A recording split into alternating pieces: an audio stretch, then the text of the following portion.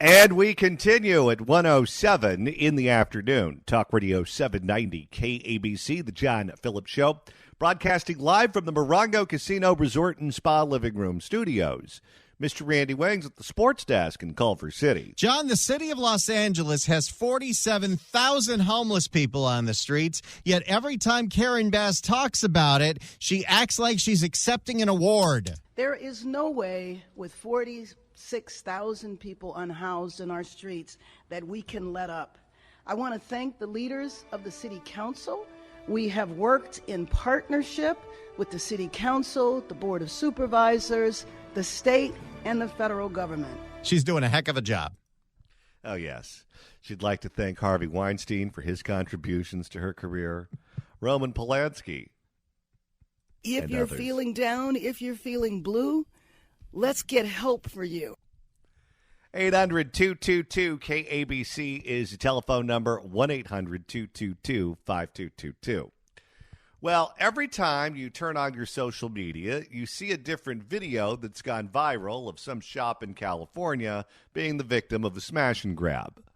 Doesn't matter if it's Glendale, the San Fernando Valley, the South Bay, Orange County, it's happening all over, which is why so many retail stores are shutting down. In response to this, Sacramento has released a number of grants. In fact, it's millions of dollars worth of grant money to different forms of local government to help combat retail theft.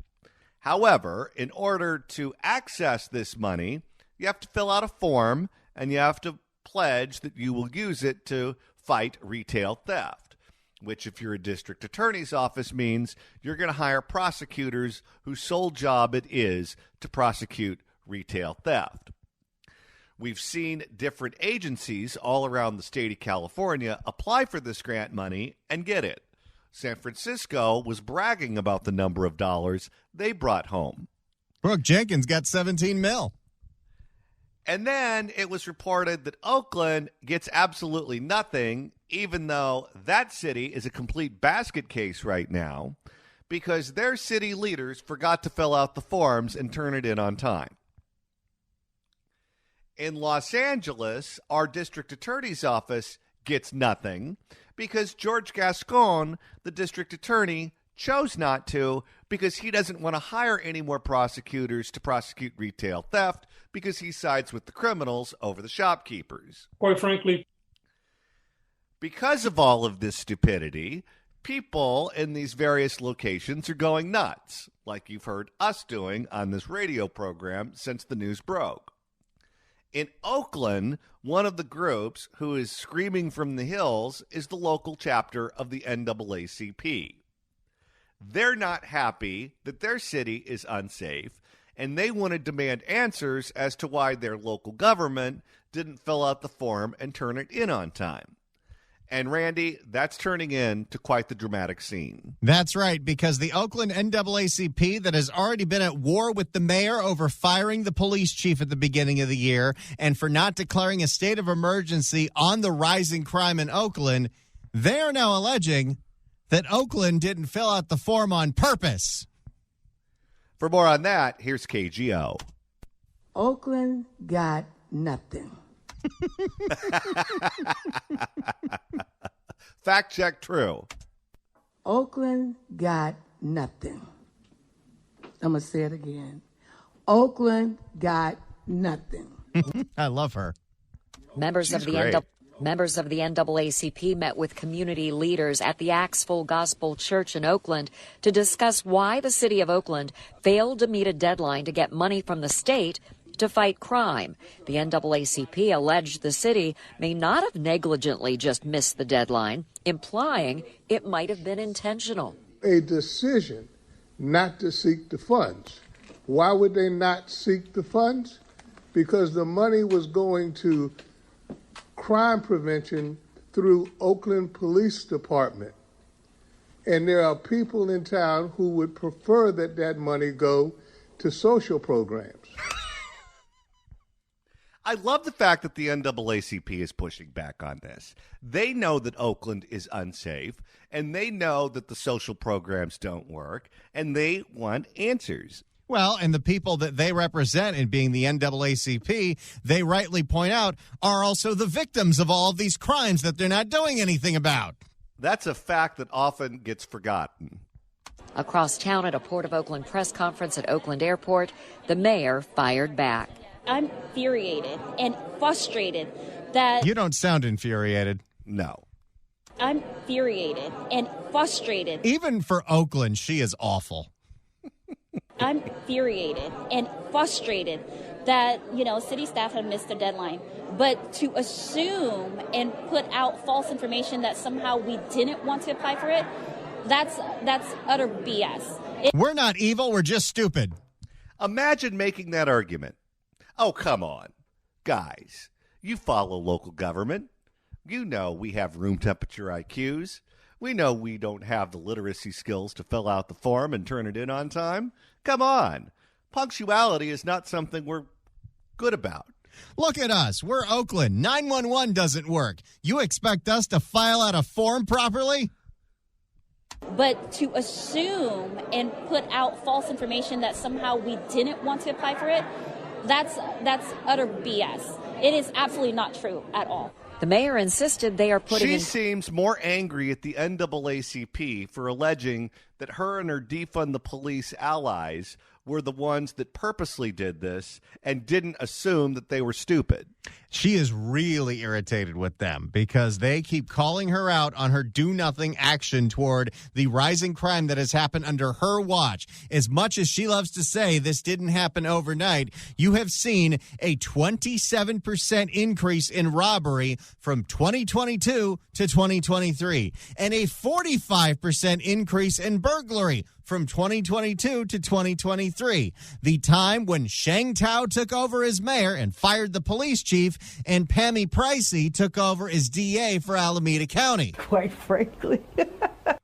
Never trust a woman with crazy eyes. The mayor insisted they are putting in parameters so something like this never happens again, calling it a personnel issue. Did they fire the guy?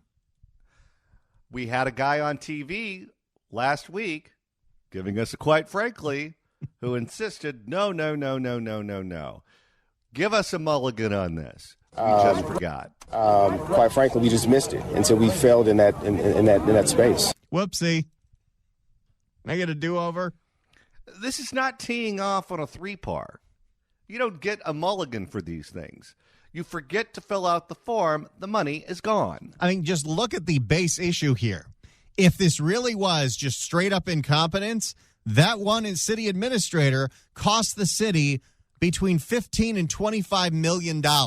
You don't get fired over that? If you don't get fired over that, there's nothing you can do in Oakland to get fired. They will be. Except if you're the police chief and Sheng Tao wants to make an example out of you.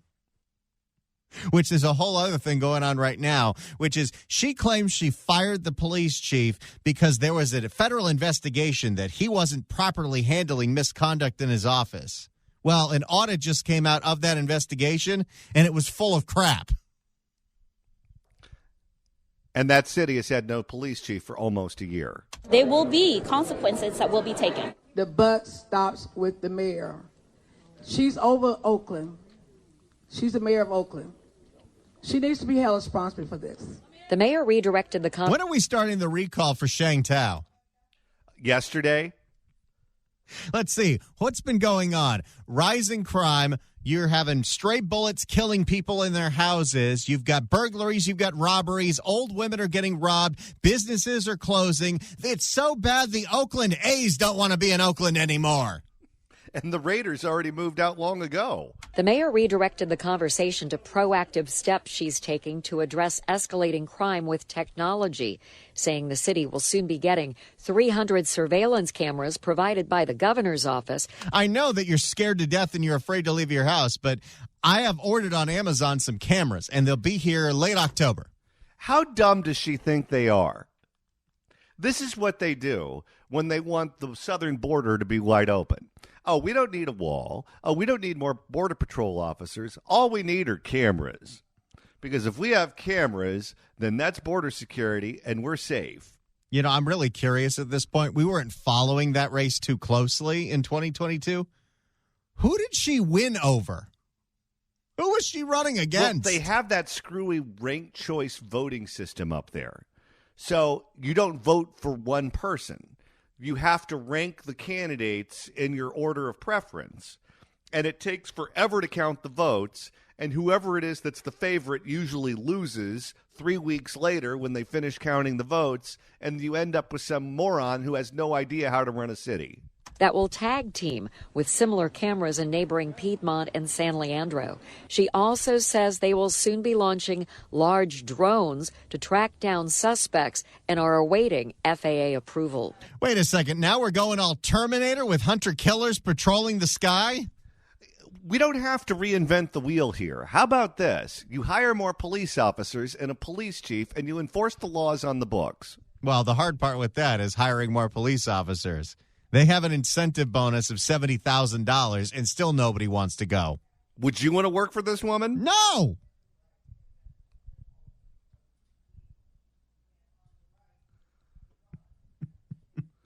No one does. All right, so that's what's going on right now with the city of Oakland not filling out the forms. As they're arguing over whether or not it's incompetence or it's being ideologically radical and doing it on purpose, the city is literally burning. Now, the port of Oakland is so dangerous that the U.S. Coast Guard has been deployed to deal with pirates. That's right. We've been telling you about this for about a month now. Pirates have taken over the estuary in Oakland. These people who are living offshore on boats, they get in their little dinghies, they steal engines, they steal parts, they steal everything they can off the boat. Sometimes they steal an entire boat. And because, and this is true, John, there is one Oakland police officer dedicated to the port. There is one Oakland police officer who knows how to drive the police boat. The pirates are getting away with it every single time.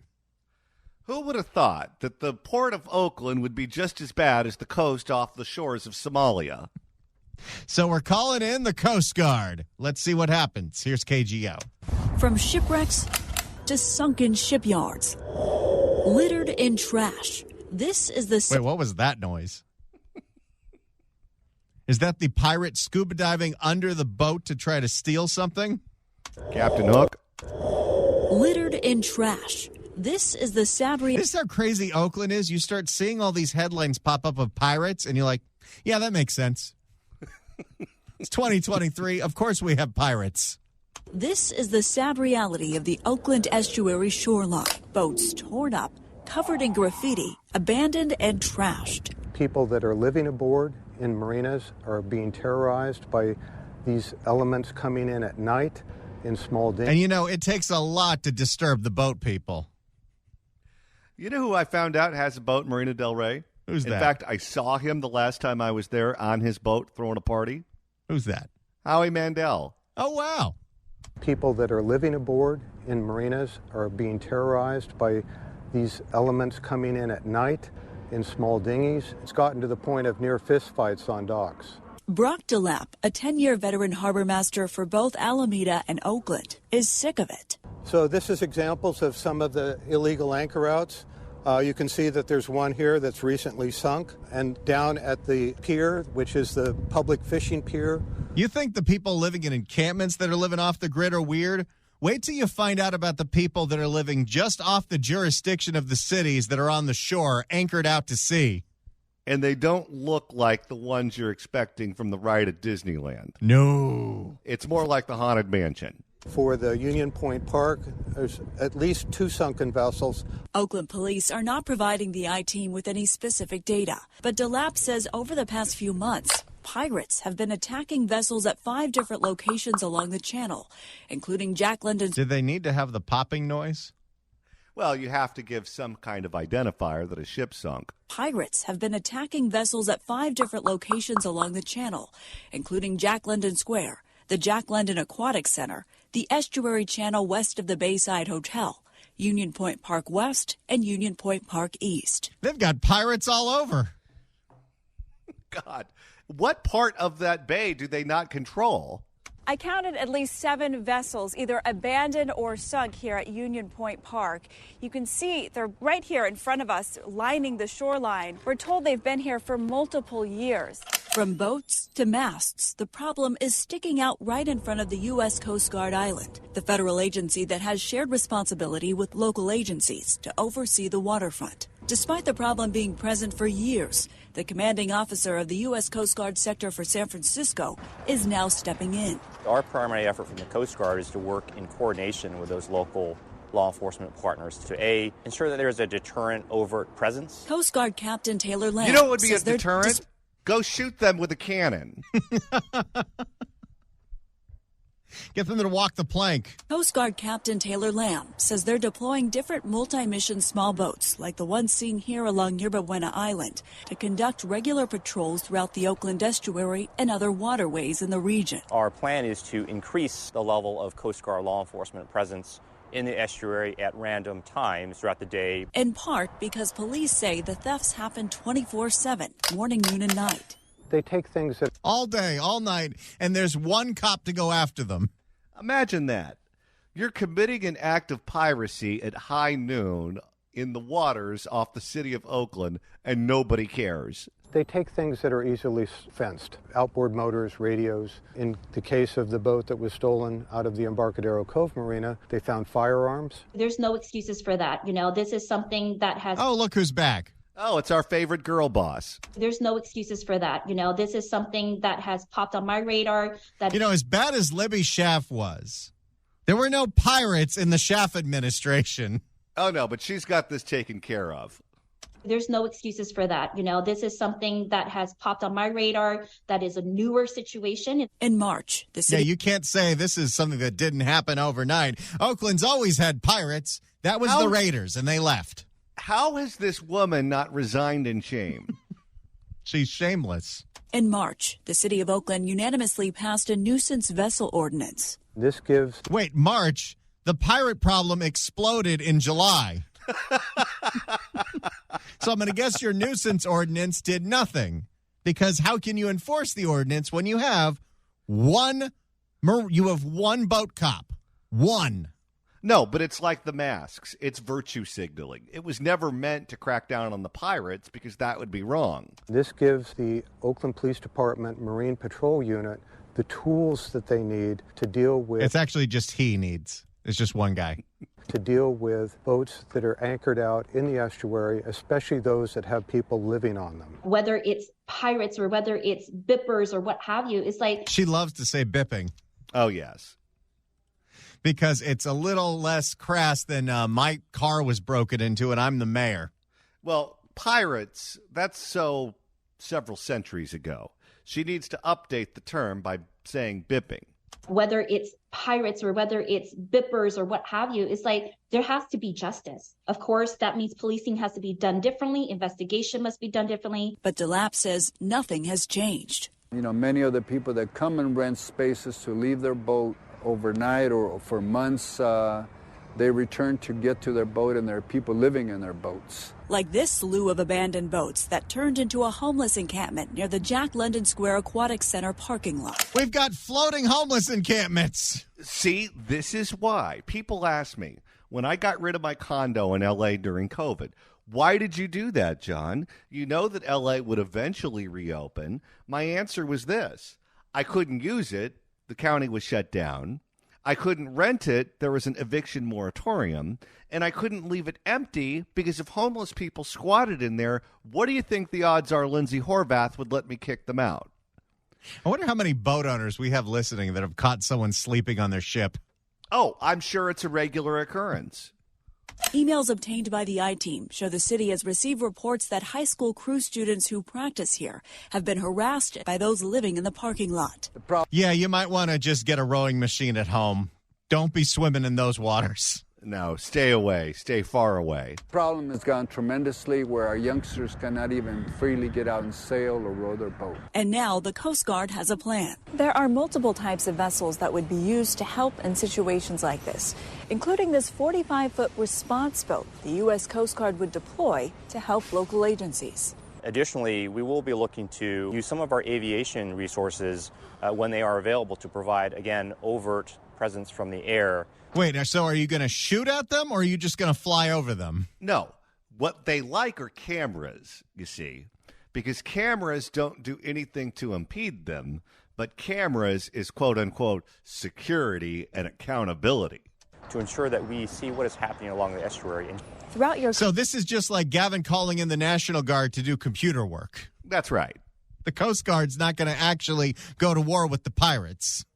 Throughout your career, have you ever seen it get this bad in the Oakland estuary? Well, I would certainly say that this phenomenon of criminal activity in the maritime domain, it's new to me. I think it's going to take a comprehensive interagency effort to really effectively address it, and we're committed to doing that. I don't think anything's going to change. The pirates have taken over. You know what's going to have to happen? Every once in a while, something like this occurs. I can't remember if it was the school board or it was the city council in Compton. But at a certain point, they just ceased to function in any sort of normal way, that the state came in and sent them home and just took over. And they said, okay, you people have screwed this up enough. The adults are now in the room calling the shots. And they did. We're not that far off from doing something like that in the city of Oakland. If you're allowing pirates to take over your estuary, and there's virtually no law enforcement presence at all, and they can do whatever they want without consequences, then it's time for the adults to take over. And this fool that they elected to be mayor up there, who claims she's got this taken care of, is delusional. Actually, she's beyond delusional. She's so dumb, she doesn't even know how dumb she is. So if she was a cashier, would she be dummy? If the cashier is dummy. If you were the mayor of that city and you were this dumb and you were the one that was responsible for this, would you be dumb enough on top of that to go on the news and act like you've got everything under control? As they say, silence is gold and duct tape is silver. But no, she thinks she's helping the situation by going on the news. Idiot. It's 1:29. Let's take. Want to email the show? You can do so at johnnydon'tlikeshow@gmail.com. That's johnnydon'tlikeshow@gmail.com. And Randy, we've received emails from listeners who ask us, why don't you guys do 4 hours? You guys should do 4 hours, not 3. And I say, you're crazy. We're working union. If you want us for 4 hours, you could just listen to a podcast when we're done, and that's not hard to do. That's right. Go to KABC.com, click on podcast, or go to the Apple Podcast app, iHeart, Spotify, search for The John Phillips Show, hit subscribe. You can download all the episodes, and then every single day, this 3-hour show could be a 4-hour show, a 5-hour show, a 6-hour show. Even if you're listening to the same 3 hours over and over and over again, it'll be fine. You'll like it. We're going through the sound of California Governor Gavin Newsom sit down with CNN's Dana Bash. And Gavin Newsom, there chiefly as a surrogate for President Joe Biden, was asked about Bidenomics.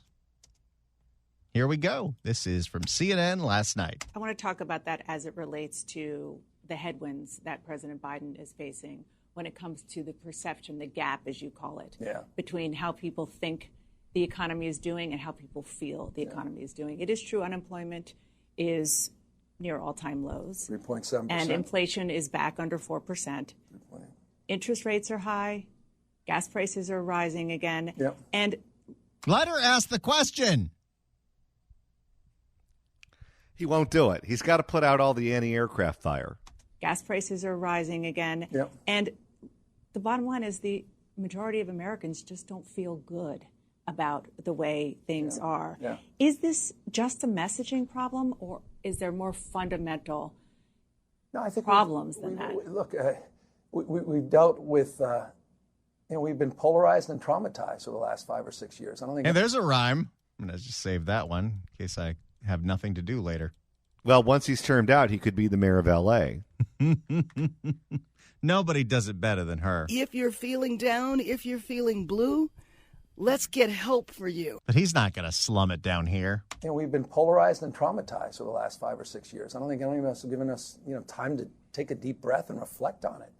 What we're experiencing is not unique in the United States at all. I mean, it's a global phenomenon. The issues of COVID and the stress it created, the supply chain impacts, what happened with the invasion in Ukraine, the impacts with OPEC Plus in particular, another reason we need to get off the dependency of fossil fuels.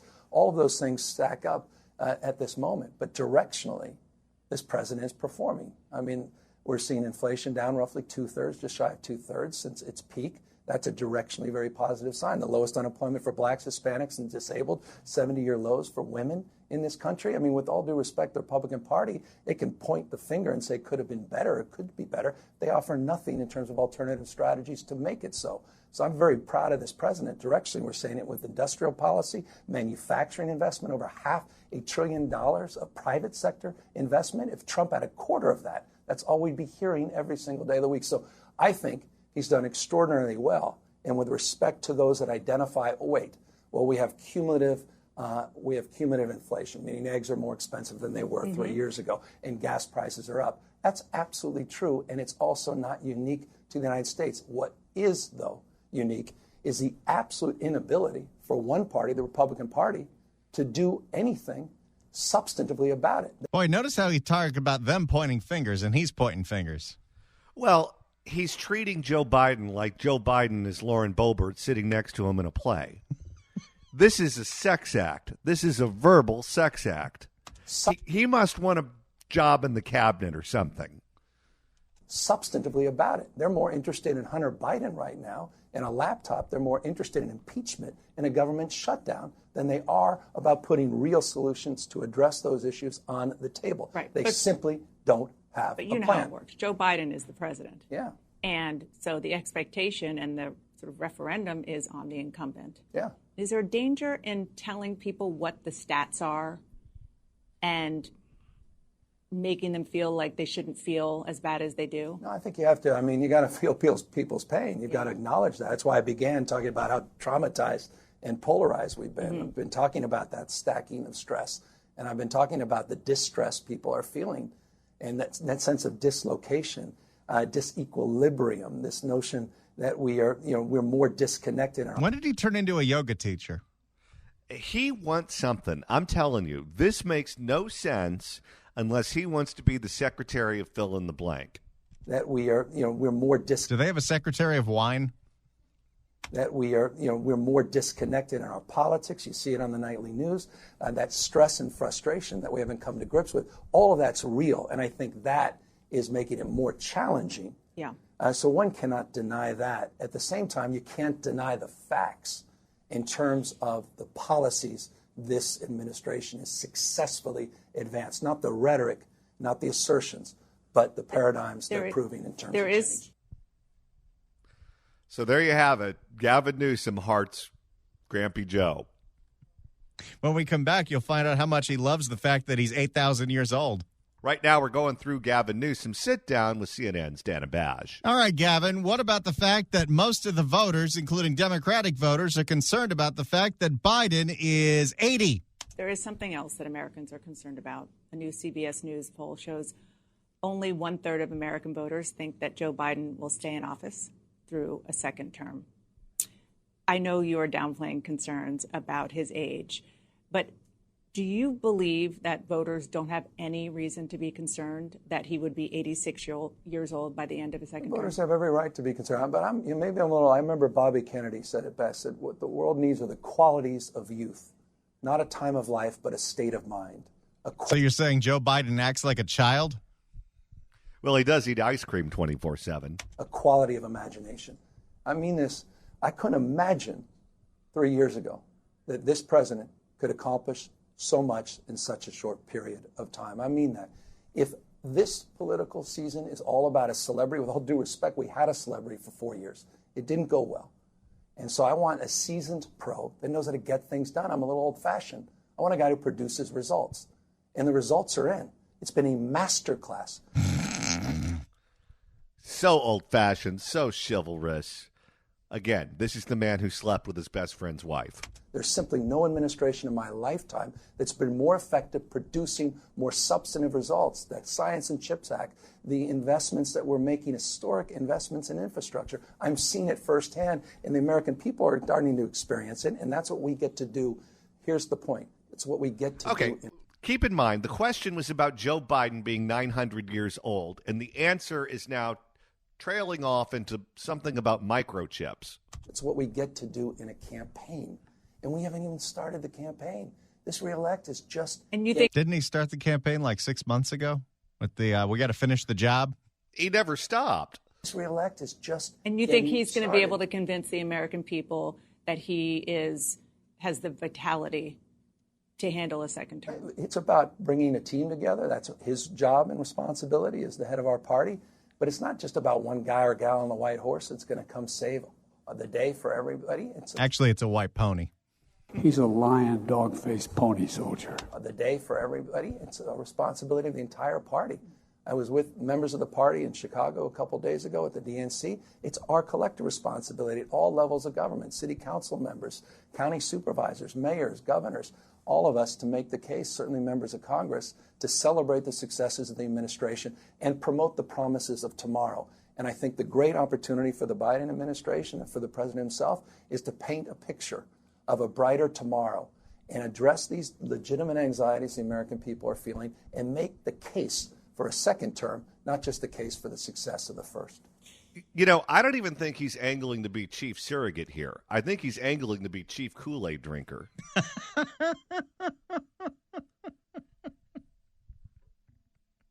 He thinks Joe Biden's a silver fox. All right. Well, that's what he has to say about Biden's age. How about the column in the Washington Post who said Biden shouldn't run because he's senile? I'm sure you saw David Ignatius, Washington Post columnist, whom the president... A legend. He's a legend, David. Well, that legend said that President Biden shouldn't run for re-election. Quote, I think Biden risks undoing his greatest achievement, which was stopping Trump. Yeah, that's his opinion, and I deep respect a legend in the business and someone many people... This is Gavin saying, don't write anything about me, please. No, and when's the last time, by the way, he's talked about someone in the California press corps like that? Many people follow, and that's gotten plenty of coverage, and we're extending that coverage, obviously, here. That's his opinion. It's the opinion of many people. It's not my opinion, and that's based upon, with respect, interpersonal engagement. Time I've spent with the president in quiet times, Did you go under the bleachers with him? Well, quiet times means Joe was asleep. In the back of the car, in public events, large and small. I've had a disproportionate amount of time to spend with him because of many of the crises, climate-related, fossil fuel-induced crises in the state of California.